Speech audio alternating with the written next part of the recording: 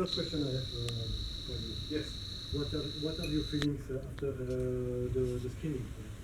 Because you told me it's been a while you didn't watch your movie, and what about?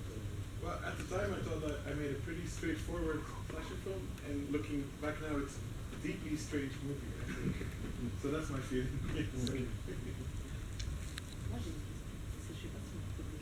Ah oui, oui, c'est ouvert, hein. C'est justement c'est le but, hein. Il y a pas de. I don't know if it's English not very good, but it's je dis en français ou j'essaie de traduire, peut-être mieux parce que c'est une grosse question. Tu peux comprendre français, mais on traduira aussi. Est-ce que la volonté dans le film ici, c'est d'explorer plusieurs options, parce que donc on se pose beaucoup de questions forcément à la fin du film.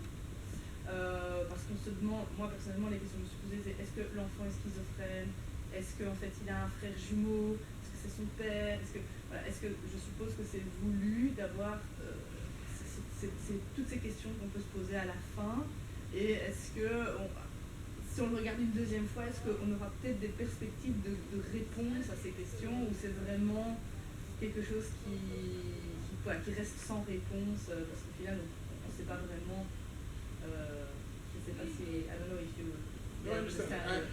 I was surprised, like when the movie came out many years ago, I was surprised by that same question. People thought it was maybe a different side of the same boy, but I didn't conceive it that way. I just thought it's a troubled boy, and he finds another boy that kind of completes him.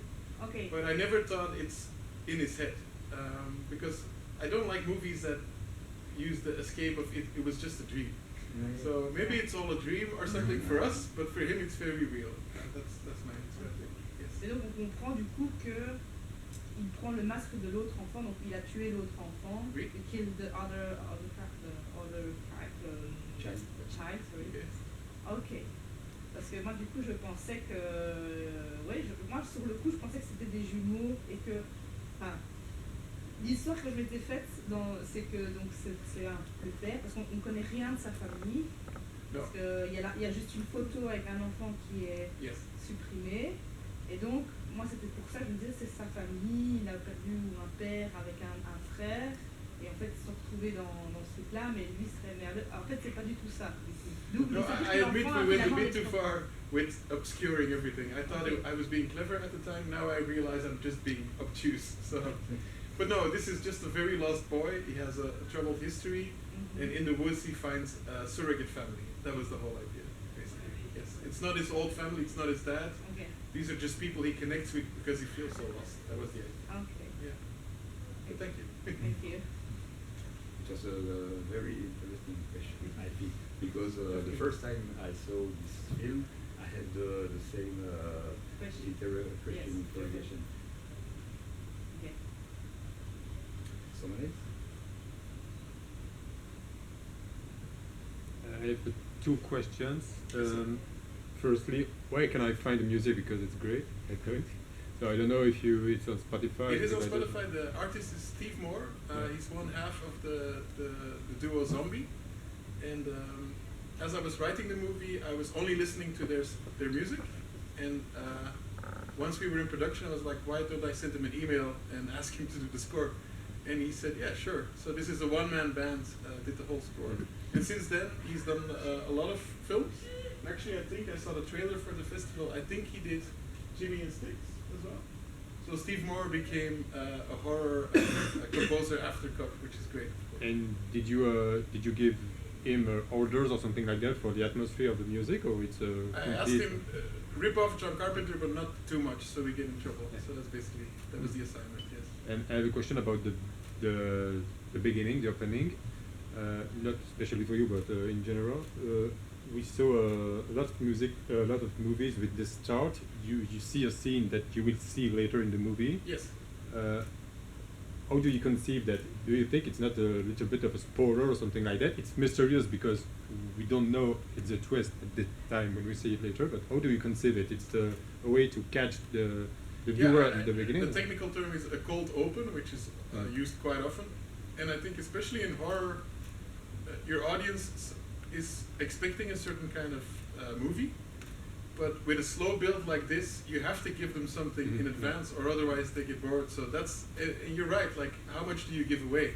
Like we showed the mask, we showed the kid. I hope we didn't show too much. It's just a glimpse of what's to come, but that's always, yeah, you want to give him something at the start, because to tell him, like, even if you have to wait for a while, this will become a horror film in the end. So, Yeah. yes. Okay, good for me. Thank you. And maybe we can follow with a question about music, because we speak about the music, and maybe you can speak to Jonas about Sure. another side of you, music maybe, and the rest for the rhythm of your films, your creativity. Is the music a basis when you are creating a story or a movie and so on? Is it a basis? What do you mean? For the rhythm of your film, Yeah. is the music really important, and you follow this or something like that, because you are also a musician? Yes. I think especially in horror, music is very important, because in a lot of genres, music is supposed to not be that present. It's supposed to be there and guide your feelings, and not take too much attention. But I think in horror, or the horror I like, it's allowed to be very present, like John Carpenter does, like Goblin does in the Dario Argento movies. So I'm a big fan of loud music. Like Suspiria, I think, Like because Suspiria, yes. there is a phone call, and I think the ringtones is. Yes, it's the 8-bit Suspiria. Yes. No, I love when music takes over, especially in horror. It really it's a matter of taste, but I like when music is very prominent, and I like this kind of score, or Carpenter score, or Goblin score. For me, it's much more the sound of horror than violins or a normal orchestra. To me, this is the sound of horror. That's what I try to emulate. Yes, perfect. Yeah, I will continue with a lot of questions. So I'm trying to Feel like an exam. His future job is follow the to replace the Claude rules. AE. Okay. See, if you had to revisit Welp today, maybe. Revisit Welp? Yes. Yeah. What you change or not change? Okay, yeah, I had a few cringy moments watching it again. As I get older, I learn a lot, of course, as we all do, I hope. I've learned that the balloons are not the enemy.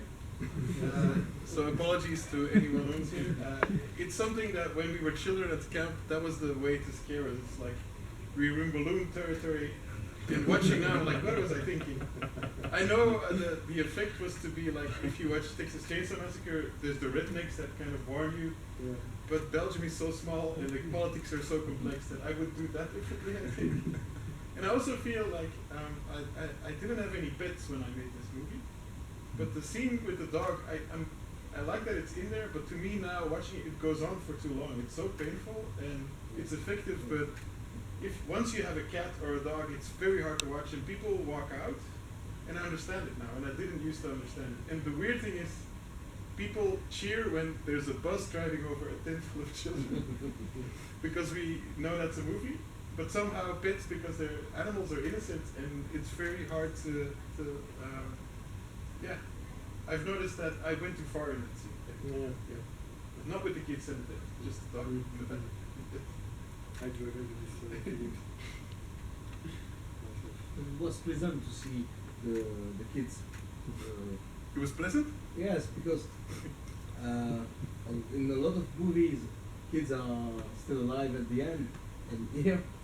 Yes, that's the one thing I realized. Yes. When you make a horror movie in Europe, where Belgium doesn't have a big horror history, I knew I could get away with certain things, and exactly that. Like, children are sacred in American movies, so if you want to push buttons and go a bit further, this was one way to do it. But it's pleasant because it's a movie. At the time the film was released, I heard that the shooting of Welp was designed to minimize its ecological impact. Okay, that's news to me. That's true or not? This is true or not?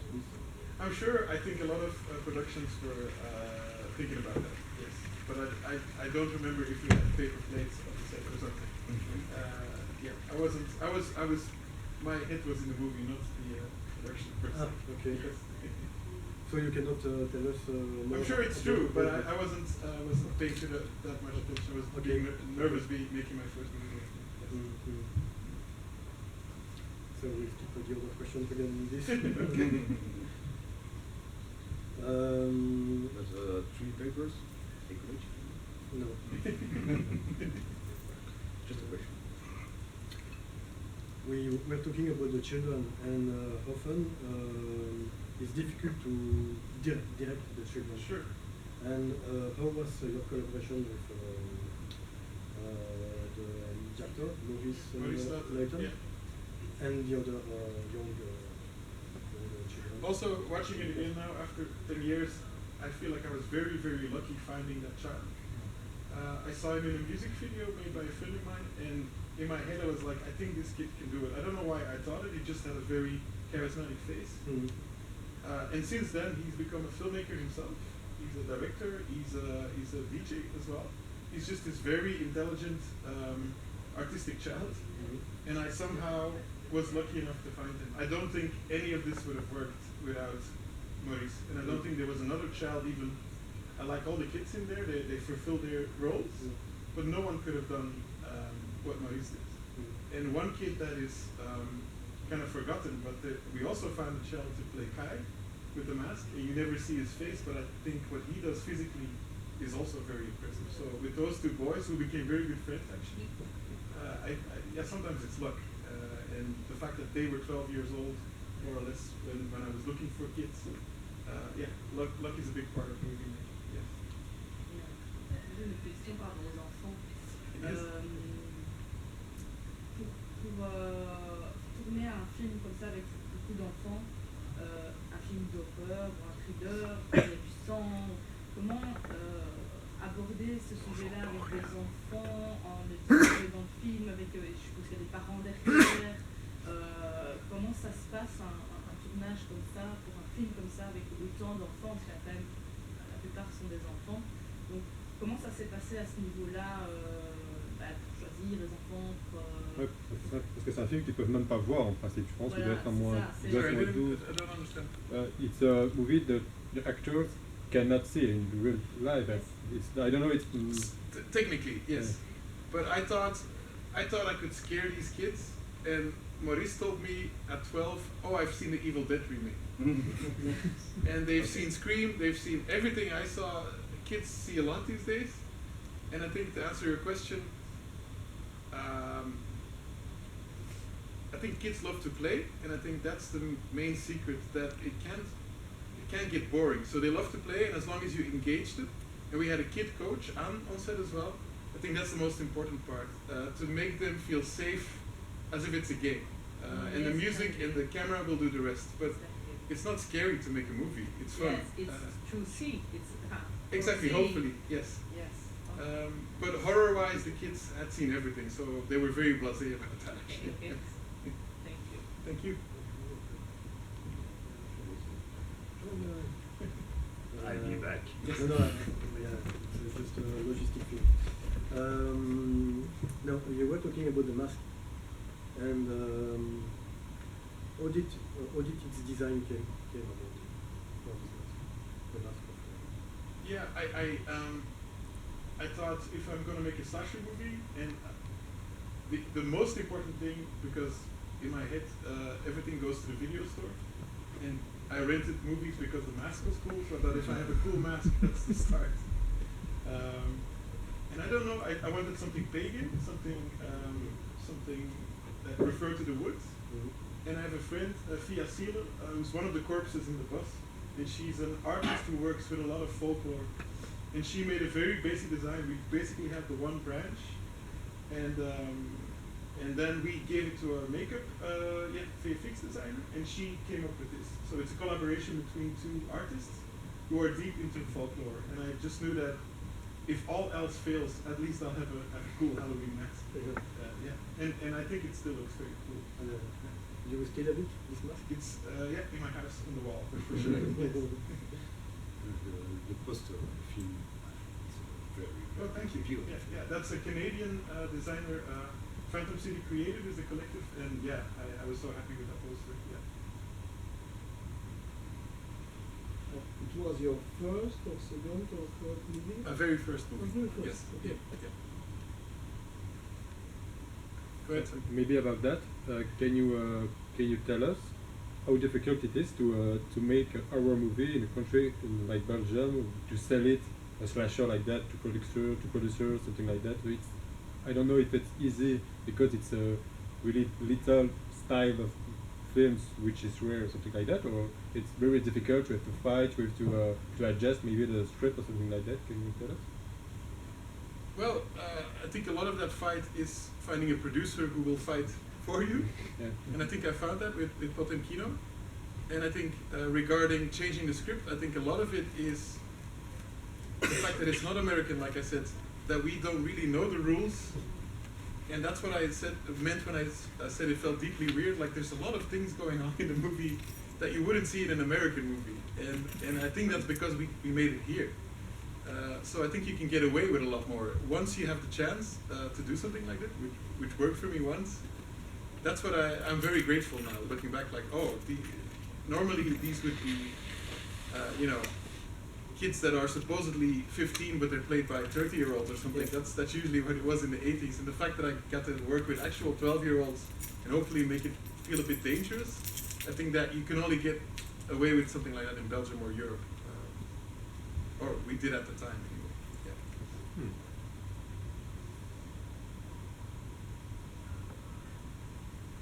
No, we continue to look at those Belgian cinema. Belgian genre cinema is still quite rare. I think. Do you feel a special responsibility as one of its representative? No, I don't.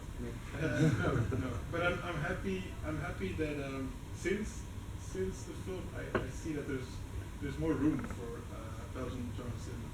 And again, with my weird relationship with the Walloon side, I think the Walloons are way more creative and daring than the Flemish people are. So I see a lot of more good stuff coming out of Actually, personally, I have the opposite. Oh, okay. I think so. See, we hate ourselves. That's what keeps happening. Yes. Because we are friends. Belgium. Yeah, that's it. Are there any questions? Yes. Do you have any other film planned?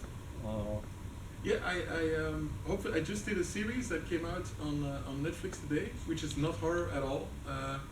I've been very nervous checking my phone to see what the reviews were, but I have an option on a body horror story that I found in a collection with a Flemish producer, and I'd love to do that as a next project. Yes. So yes, hopefully soon there will be another horror movie. Cool. Is it easy to distribute this kind of movie in our country, in our small country? This was a moderate success, this movie, and it was kind of a festival darling. Well, darling. It played at festivals, so the fact that I'm more than 10 years later here showing it is a badge of honor, I'd say. But yeah, any independent movie is hard to distribute if you don't have the funds to properly, make it a hype. So yes, it's very hard, absolutely. your second film wasn't an horror film, I think. No, it was an action comedy, yes. And which style do you think you are the best for? I want to fail in every genre, and then at the end I'll decide which one I failed less in. But I don't think I did that bad a job looking back at Cove. So I want to do horror again soon, because I do feel like it's my first love. So I'd like to go back there. Yeah.